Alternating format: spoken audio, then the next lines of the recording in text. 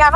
আমি তো পাগল হয়ে যাবো, তখন মাথা ঠিক থাকবে না, বারবার ফোন দিতে থাকবো। তার থেকে ভালো না তোমার ফোনটা একবারে বন্ধ পেলে, তখন আর ফোন দিতে পারবো না। আর শুনো, আমার বারবার ফোন দেওয়া দেখে যদি তোমার জামাই কিছু জিজ্ঞেস করে, তুমি বলবা তুমি চিনো না, ডিস্টার্ব করে তোমাকে, বখাটা ছেলে। ওকে? আর শোনো না, বলো। তোমার নতুন নাম্বার কিন্তু আমি খোঁজার ট্রাই করবো। তুমি তোমার কাছের বন্ধুদের ওই নাম্বারটা দিও না, হ্যাঁ? আর ওদেরকে বলে দিও আমার সাথে যেন তোমার কোনো ইনফরমেশন শেয়ার না। পারবা তো? আর একটা কথা, কেউ কেউ তোমার কানে দিবে যে আমি সিক হয়ে পড়েছি, তুমি কিন্তু ওটা নিয়ে একদম টেনশন করবা না। আমি সিক হলেই বাকি, বাবা মা মরে গেল তো মানুষ বেশি দিন সিক থাকতে পারে না, তাই না? আমি সিক হলে আমি আবার নিজে থেকে ঠিক হয়ে যাব, এই তো, এর চেয়ে বেশি কিছু তার হবে না। তুমি এগুলো নিয়ে একদম চিন্তা করবে না, ঠিক আছে নবনী? ঠিক আছে? হ্যালো।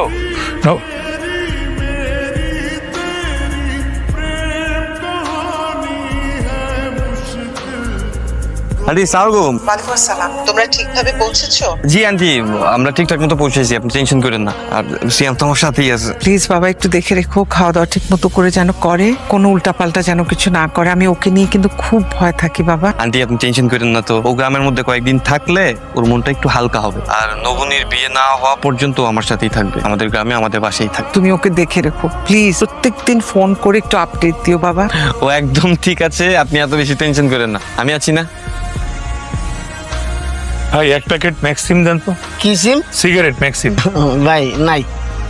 তাহলে ম্যারিজ দেন। ভাই কি আমাকে গ্রামে নতুন আইছেন? হ্যাঁ, গতকালকে আসছি। কার বাড়িতে উঠছেন? মিয়া বাড়িতে উঠছি। ম্যারিজ দেন। ভাই গাঁও গ্রামের মানুষ পেট ভরে 2 বেলা ভাতই খাইতে পারে না, 12-15 টাকা সিগারেট খাবো কেমনে কোন? আমার কাছে সর্বোচ্চ যে ব্ল্যাক ডায়মন্ড আছে, চলবে? কত এটা? 60 টাকা দেন। আসগার চাচা, এটা আপনার কেমন আক্কেল? কতবার বলা হয়েছে আমাদের বাড়ির মেহমান কেনাকাটা করলে টাকা রাখবেন না, খাতায় লিখে রাখবেন, বড় চাচা এসে দিয়ে দিবে।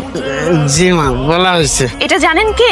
সাগর ভাইয়ের বন্ধু, আমাদের খাস মেহমান। আব্বা যদি জানতে পারে আপনি ওনার থেকে টাকা নিছেন, বা কিন্তু রেগে আগুন হয়ে যাবে। আর জানেন